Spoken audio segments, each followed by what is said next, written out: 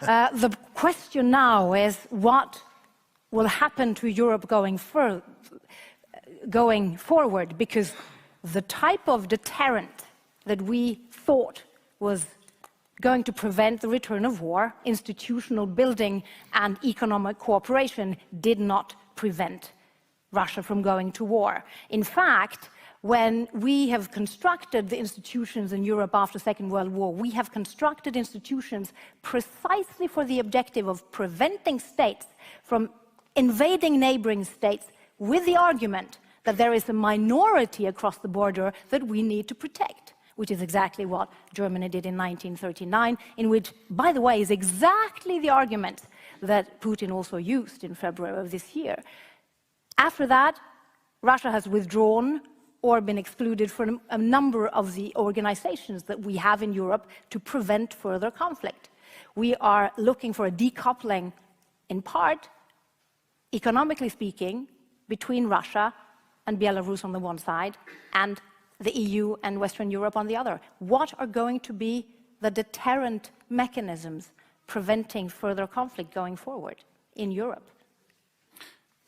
That we don't know. But you are correct, they are de facto no longer part of the OSCE, they have de facto left. They have left the Council of Europe, which of course has to do primarily with human rights and democracy, which they are not very much in favor of. They have left a lot of economic cooperation. They cut the gas supply. Mind you, it's not that the EU has any sanctions on gas from Russia as of yet. It is Russia that is cut in order to influence the politics of the European countries. Where do we go in the future? We don't know. But as I said, I don't know where Russia is going to be a couple of years from now. I don't think Mr. Putin is going to be there. I'm fairly certain he's not going to be there. It could be chaos and conflict in the country. You can see the so-called power vertical that he's been running the country on. I think that will disappear. I think you will have different interests in Russia fighting it out. I think it will be very quite chaotic. The time of troubles, to take a phrase out of Russian history, will come back. Will there be an even more militaristic regime for a while? Could be, but I don't think it's going to survive very long. Will there be more normal forces asserting themselves? As I said, even Alexei Navalny being able to stand in a free and fair elections. I don't think that's the most likely scenario, but I wouldn't exclude that either. Russia is going to face a very, very difficult future. Ukraine even more. But we will help Ukraine to rebuild, hopefully to stabilize its democracy, hopefully to secure Ukraine, because if we don't secure Ukraine, we won't get a secure Europe. And then we can't really influence what's going to happen in Russia very much. How does the US scholar look at this? Yeah, I would actually like to use my time to ask Carl a question. One thing that strikes me, just listening to you talk, and I think it's true of a lot of people who I interact with, is I place a great emphasis on the nuclear threat. I live in fear that this is going to turn into a nuclear war. And my argument is that, as I said in my formal presentation, that the more successful we are, we meaning the West and the Ukrainians, the more likely it is that the Russians will use nuclear weapons. I'm surprised that you don't see that threat, that you don't worry about that. I mean, you talk about supporting the Ukrainians and whipping the Russians, right? And in a conventional world, you can think in an all-conventional world, you can think in those terms. But why aren't you scared, like I am, that this could spin out of control and we could all get vaporized? No, I would be scared of that. I belong to those that gives a somewhat higher percentage of possibility of him in a desperate situation actually using a nuclear device.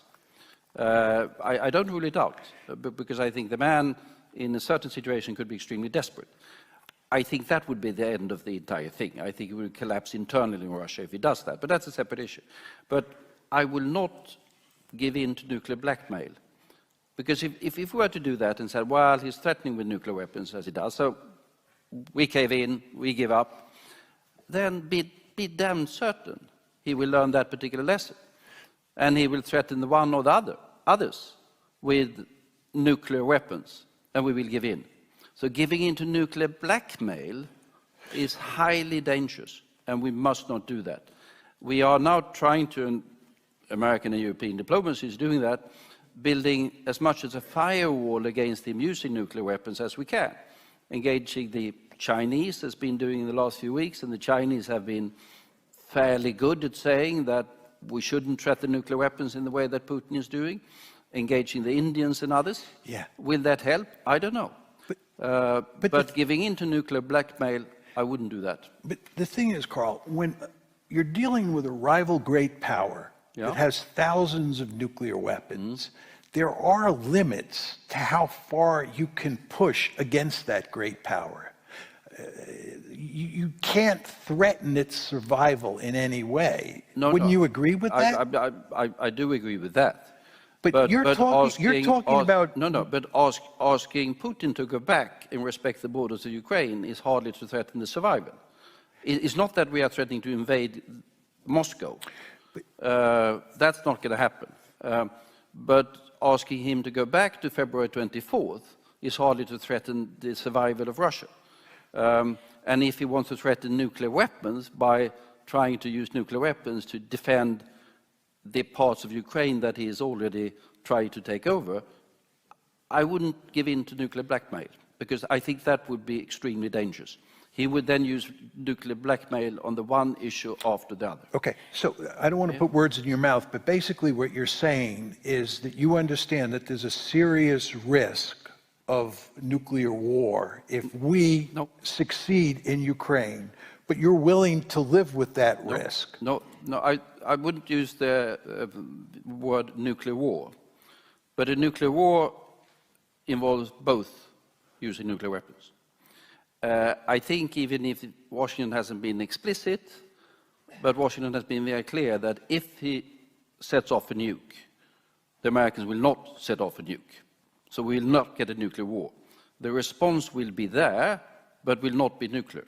And there are other ways what will the response be? Because many people believe that what will happen is if the Russians use nuclear weapons in Ukraine, that, as Carl says, almost everybody agrees we will not retaliate with nuclear weapons. Yeah, okay? It's not a nuclear war. But many people believe that what we will do is retaliate with conventional weapons against Russian forces.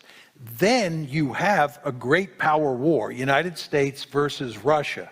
And Avril Haines, who is the director of national intelligence in the United States, she told the Senate Armed Services Committee in the spring of this year that that's the most likely scenario for Putin to use nuclear weapons. Because if the Russians can't beat the Ukrainians on the battlefield, you can imagine what will happen when they're up against Godzilla, also known as the United States and its allies, right? So she was hypothesizing, I think quite correctly, that that's the scenario where... And that signaling is what's called deterrence. That the Americans are making clear, rightly so, that if he goes nuclear, things will happen. If the Americans were saying instead that if he uses nuclear weapons, we don't really care, and we've got to back off, then it would be the end of this particular conflict. Then Putin will win, and he will continue. So don't give in to nuclear blackmail. I think if he uses nuclear weapons, the world will turn against him even more decisively. I'm not quite certain that it would be very acceptable in Moscow either, I have to say. I think it might implode the political regime if it does.